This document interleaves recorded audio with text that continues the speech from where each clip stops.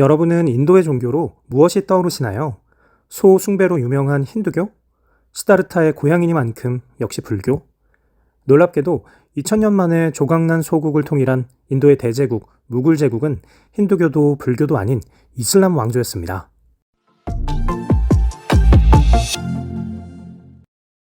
역사상 가장 넓은 영토를 지배한 몽골 제국의 초대 칸, 칭기스칸. 몽골 제국과 칭기스칸의 후신임을 자처하며 티무르 제국을 일군 티무르. 두 황제의 피를 모두 물려받은 사람이 있었습니다. 모계 쪽으로는 칭기스칸의 15대 손이고 북계 쪽으로는 티무르의 5대 손, 바로 바부르입니다. 1227년 칭기스칸의 사망으로 몽골 제국은 4개의 칸국으로 분열되고 14세기 들어서는 지금의 우즈베키스탄 지역인 트란스옥시아나를 중심으로 이슬람 문화가 확산됩니다. 이때를 틈타 약화된 칸국의 입지와 티무르 제국의 쇠퇴가 맞물려 스스로를 왕이라 칭하는 세력들이 우후죽순 생겨났죠. 바부르의 집안도 이런 세력 중 하나였으니까요. 하지만 바부르가 물려받은 것은 혈통만이 아닌 두 황제의 의지와 도량 모두였던 것 같습니다. 1494년 바부르는 12세의 나이로 트란스옥시아나의 작은 지방 페르가나의 군주가 되며 다음과 같이 말했습니다. 우리는 제국을 만들 것이다. 12살짜리 어린 군주의 말을 믿는 사람은 아직 단 한 명도 없었지만요. 산골짜기의 불모지 페르가나 지역은 바부르의 야심을 채우기엔 한없이 작은 시골이었습니다. 당시 사마르칸트는 동양의 푸른 진주로 불리던 중앙아시아 최대 도시였는데 티무르 제국의 수도이자 동양과 서양을 잇는 실크로드의 핵심적인 경유지였습니다. 바부르는 장차 제국을 세우기 위해서는 사마르칸트를 손에 넣어야 한다고 확신했습니다. 확신에 찬 바부르가 처음으로 사마르칸트로 향했던 건 고작 15살이던 1497년이었습니다. 바부르는 첫 원정에서 사마르칸트를 빼앗는 데 성공했지만 본거지 페르가나에서 반란이 일어나 채 100일도 되지 않아 사마르칸트를 잃고 말죠. 3년 뒤 바부르는 사촌과 함께 사마르칸트를 되찾았지만 1년 만에 쫓겨납니다. 이후 전열을 가다듬고 현재의 아프가니스탄 지역인 카불을 점령한 바부르는 1511년 페르시아의 도움에 힘입어 세 번째이자 마지막으로 사마르칸트에 입성합니다. 하지만 페르시아 군대가 떠나자 곧바로 반격에 나선 우즈베크인들에게 바부르는 또다시 패배하고 맙니다. 15년여간 반복된 3번의 짧은 승리와 3번의 긴 패배.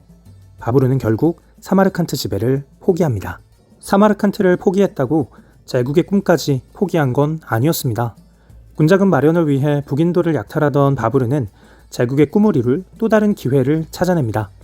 북인도를 통치하는 델리 술탄국이 휘청거리고 있었던 것이죠. 북인도로의 남진을 결심한 바부르는 어느새 제법 군주로서의 분위기를 풍겼습니다. 앞뒤 가리지 않고 달려들던 젊은 시절과 달리 영악하게 전쟁의 명분부터 준비했습니다. 바부르는 델리 술탄국에 우호를 표하는 서신을 담은 사절단을 보냈는데 실상은 선전포고와도 같았죠. 내가 바라는 것은 나의 조상 티무르 황제께서 통치하던 영토를 돌려주는 것뿐이다. 듣도 보도 못한 나라에서 사절단이랍시고 보내서는 언제적 티무르를 운운하며 땅을 내놓으라니. 델리 술탄국으로서는 어이도 없고 도저히 받아들일 수 없는 억지 협박이었죠. 군주 이브라임 로디는 당연히 바부르의 요청을 무시했고 1525년 바부르는 조상 티무르의 영토를 돌려받겠다는 명분으로 전쟁을 시작했습니다. 그러나 델리 술탄국의 군사력은 막강했습니다. 문헌에 따르면 18만 명의 군사와 1,500여 마리의 코끼리를 동원했다고 합니다. 그에 비해 바부르의 군대는 1만 2천 명.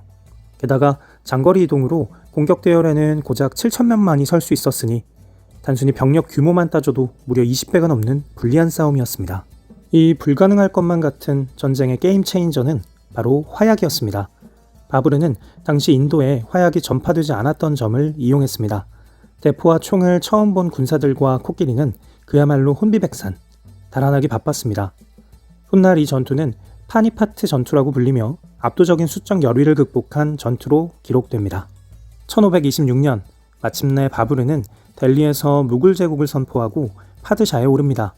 무굴이란 뜻은 페르시아어로 몽골이라는 뜻이고 파드샤란 황제라는 뜻으로 12살의 바부르가 호언장담했던 꿈이 끝끝내 인도에서 이루어진 거죠. 그간의 노력이 너무 고돼서였을까요? 제국을 세운 바부르는 행정체계를 갖추기도 전인 즉위 4년 만에 사망하고 맙니다. 그의 아들 후마윤 황제도 기도 중 계단에서 굴러떨어져 목숨을 잃는 등 초기의 무굴 제국은 무척 혼란스러웠죠. 특히 토착 인도 세력이 세운 국가가 아닌 이슬람 제국이었기 때문에 민족적, 종교적 갈등이 늘 잠재되어 있었습니다. 초기의 혼란을 극복하고 무굴 제국을 진정한 제국으로 만든 것은 제3대 황제 악바르였습니다. 악바르는 바브르만큼이나 어렸던 13살의 왕위에 올랐음에도 영토 확장과 왕권 강화를 바탕으로 중앙집권 국가의 기틀을 마련했습니다. 무려 50년 동안이나 황제로 집권했다는 사실도 놀랍지만 재위기간 동안 쌓아올린 업적은 믿기지 않을 정도입니다. 인도 아대륙 대부분을 복속시켜 명실상부한 대제국을 이뤘을 뿐 아니라 다양성을 존중해 예술과 문화를 진흥시켰고 무엇보다 종교의 자유를 보장했습니다. 그동안 이슬람을 믿지 않는 이들에게 부과하던 인두세를 폐지하고 인도의 토착 힌두 세력인 라치푸트 가문의 딸을 아내로 맞이하기도 했죠. 어떤 사람들은 악바르 황제의 포용 정책이 지방분권 체제에서 벗어나 왕권을 강화하기 위한 불가피한 수단이었다고도 말하지만 의도와 경위가 어떠하든 악바르의 전향적인 정책은 황제로서 굉장히 중요한 결단이었다는 점, 또 그 결과 무굴 제국이 진정한 대제국으로 성장하게 되었다는 점만큼은 틀림없는 사실입니다. 1658년 즉위한 6대 황제 아우랑제브는 독실한 이슬람교도였습니다. 다른 황제와 달리 외모를 가꾸지 않았고 자주 단식을 했으며 땅바닥에서 잠을 자기도 하는 등 이슬람의 교리에 맞게 고행을 실천하는 군주였습니다.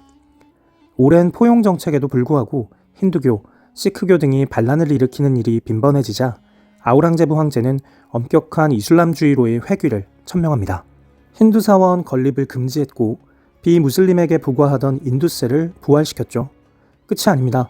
예술을 사치로 규정하고 음악과 춤, 술과 노래를 금지하는 등 자유를 억압했습니다. 아우랑제브는 몰랐습니다. 겉으론 질서가 잡혀가는 것 같았지만 제국이 점차 쇠락의 길로 접어들고 있었다는 걸요. 아우랑제브가 사망하자 시크교도 등은 기다렸다는 듯이 반란을 일으켰고 곧 무굴 제국 중앙정부 명의로는 세금도 거둘 수 없는 지경에 이르렀습니다. 엎친 데 덮친 격으로 영국의 침투도 본격화되죠. 1757년 플라시 전투에서 영국은 프랑스를 꺾고 동인도 회사를 통해 무굴 제국의 경제권을 장악했습니다. 동시에 세포이라고 불리는 현지인 용병을 고용하고 양성해서 무굴 제국 전역에 영향력을 끼쳤습니다. 1800년대 들어 서구 열강이 전 세계에 위세를 떨치는 제국주의 시대가 도래하면서 무굴 제국에 대한 영국의 내정 간섭과 수탈은 더욱 심해졌습니다.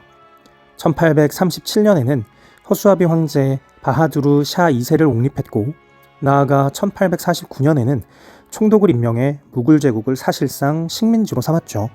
영국 동인도 회사에 고용된 세포이들은 1857년 영국을 상대로 항쟁을 시작했지만 영국 본토의 지원을 받은 동인도 회사에게 패배했고 이를 계기로 영국은 직접 통치로 전환합니다. 동인도 회사를 청산하고 황제를 폐위시킴으로써 식민지 건설을 완성한 것이죠. 폐위된 황제 바하두르 샤 2세는 영국령 버마로 추방되었다가 1862년 유배지에서 쓸쓸히 사망했습니다. 무굴 제국이 세워진 때로부터 340여 년, 12살의 바부르가 제국을 세우겠다고 다짐한 날로부터는 370여 년 만이었습니다.